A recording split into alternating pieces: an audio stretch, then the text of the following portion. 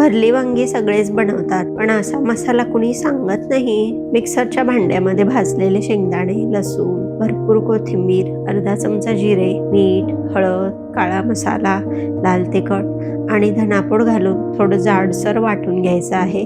तिखटाचं प्रमाण तुम्ही तुमच्या आवडीनुसार कमी जास्त करायचं आहे. मसाल्यामध्ये थोडंसं पाणी घालून एकत्र करून घ्यायचं आहे.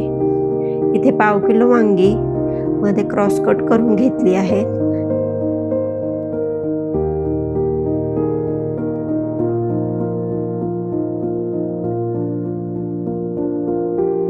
तयार केलेला मसाला असा दाबून भरायचा.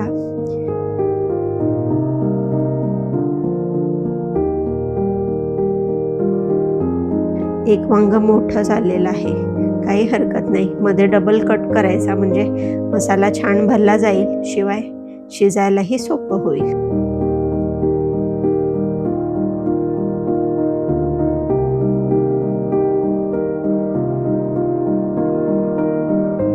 कढईतलं तेल हलकं गरम झालं की वांगी सोडूया. 3-4 मिनिटे वांगी तेलात भाजून घ्यायची आहेत. चांगली भाजली गेली आहेत. वरून गरम पाणी घालायचं.